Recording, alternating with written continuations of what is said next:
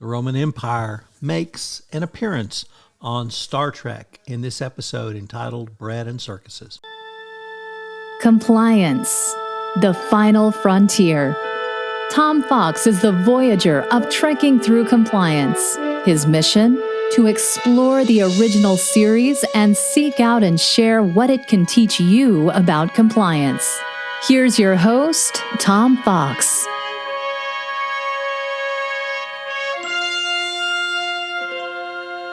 Trekking Through Compliance, Episode 54, Bread and Circuses.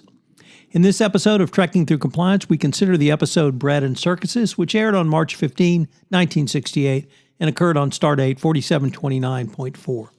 Story synopsis. When on routine patrol, the Enterprise happens upon space debris from the SS Beagle, a survey ship which disappeared 6 years ago. The Beagle had been a Class 4 star drive vessel with a crew of 47 and had been commanded by Captain R.M. Merrik, an Academy associate of Kirk. When Spock projects the path of the wreckage back in time, he discovers a civilization of modern-day Romans on Planet 4 of the 892 system. The Enterprise then intercepts a television transmission showing a gladiator killing the last of the barbarians, who turns out to be a Beagle flight officer, William B. Harrison. After beaming down, Spock, Bones, and Kirk are confronted by a cadre of rifle-toted escaped slaves.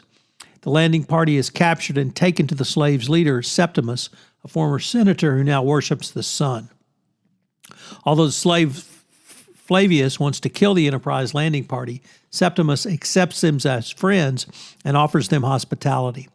The extreme similarity of 892 system civilization to the Romans' Earth is apparently a coincidence, demonstrating to Kirk the validity of Hodgekin's law of parallel planet development. When Kirk questions the slaves about a man named Merrik, he finds that the leader and first citizen of the Roman-like empire is called Merrikus. When Kirk and his comrades then express an interest in capturing Merrikus, Flavius Maximus, a former gladiator, offers to accompany them. However, they are captured by Roman forces and put in prison, and Kirk questions Flavius to find out about the institution of slavery on the planet and finds that slave uprisings virtually ceased after they were given such rights as medical care and pensions. Kirk, McCoy, and Spock attempt to escape when their guards escort them to talk to Merrik, but Merrik, has anticipated this, disarms them and brings them to his quarters for a conversation. Merrikus is indeed Merrik, and he tells Kirk that he beamed down to the planet to obtain iridium ore for repairs to the Beagle after it sustained meteor damage. Here he met First Consul Claudius Marcus. He also decided he could not bring word of the planet's culture to the Federation without hopelessly contaminating it. Merrik therefore agreed to stay, but killed those of his crew who could not adapt by sending him into the arena to be killed in a fight. The consul orders Kirk to transport his crew down a few at a time. Instead, Kirk gives code word Condition Green, alerting Scotty that he is in trouble, but that Scott should not interfere. For refusing to comply, Merrik sends McCoy and Spock to fight in the arena against gladiators Achilles and then the recaptured Flavius. Spock is unsporting, however, since he stuns his opponent and then nerve pinches Flavius when McCoy gets into trouble. McCoy and Spock are returned to prison, but Kirk is entertained by the proconsul slave Drusilla prior to execution. Scott prepares to disrupt power to the entire planet from the Enterprise just as Kirk is about to be executed on live Roman TV. Before the execution can take place, Flavius intervenes. Unfortunately, he is killed by a machine gun fire before Scott cuts power. Kirk then frees McCoy and Spock, only to be surrounded by Roman guards. However, Merrik has stolen a communicator and signals the Enterprise to beam them up. Unfortunately, in the middle of his transmission, he is slain by the proconsul. Merrik throws the communicator to Kirk, who has Spotty beam them up before their cell is crisscrossed with machine gun fire. Back aboard the Enterprise, Uhura discovers that the escaped slaves were not sun worshippers, but worshippers of a different sun, i.e. the Son of God. Fun fact. This episode parodies the television industry in the 1960s in several different ways. First, fake applause and catcalls were used to simulate a studio audience, and the race for high television ratings is lampooned several times. The station manager / master of games threatens a now pacifist slave that if he does not fight more convincingly, you will bring the network's ratings down, Flavius, and we will do a special on you. Later, the proconsul sneers at Kirk about the captain's impending death to be televised from the arena by telling Kirk, "You're centuries beyond anything as crude as television." Kirk replies, "I heard it was ... similar," an oblique reference to the series' own rating difficulties. What are some of the continuity issues in this episode? Well, this is the only original series episode in which it is explicitly stated that the planetary natives are speaking in English. This is perhaps done to make the characters' misinterpretation of sun worshippers more plausible, confusing SON for SUN.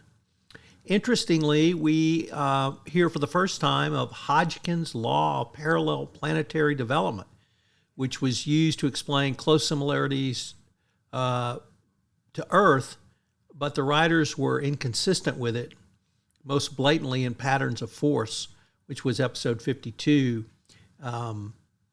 And so it's difficult to understand the continuity here, but it's great to hear of this development.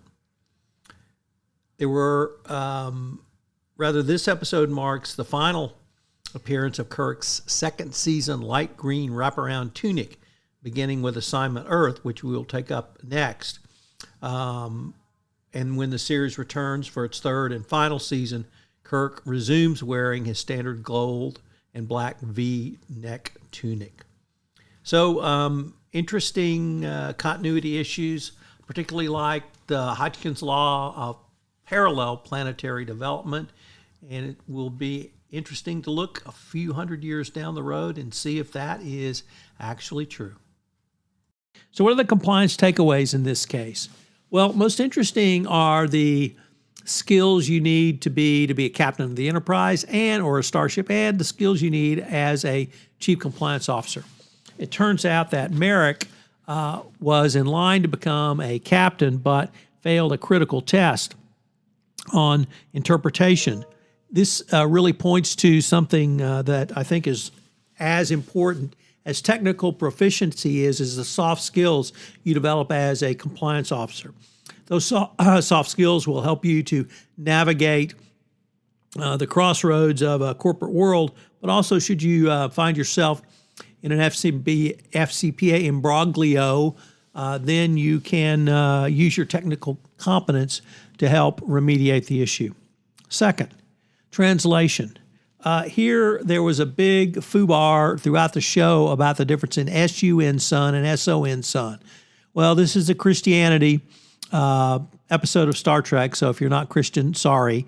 But in the 1960s, this is what this was seen as, and the misnomer of son for son was a play, obviously, on the words, but also very significant for the religious times involved.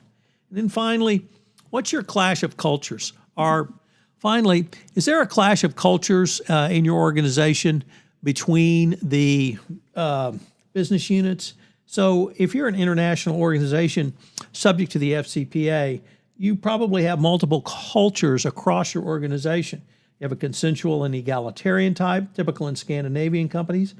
The type of culture you're dealing with in your organization, it's critical for you to understand that culture so that you can help manage that culture more effectively from the compliance perspective. So learn the types of cultures within your organization. Join us tomorrow where we take up the final episode of Season 2 with the introduction of Gary Seven in the great show, Assignment Earth. If you enjoyed this episode of Trekking Through Compliance, you can help it grow by sharing it with the biggest Trek fan you know. And increase ROI and make compliance truly into a profit center. So it's certainly going to be, I think, the wave of the future going forward. Join us tomorrow where we take up the episode Bread and Circuses. If you enjoyed this episode of Trekking Through Compliance, you can help it grow by sharing it with the biggest Trek fan you know.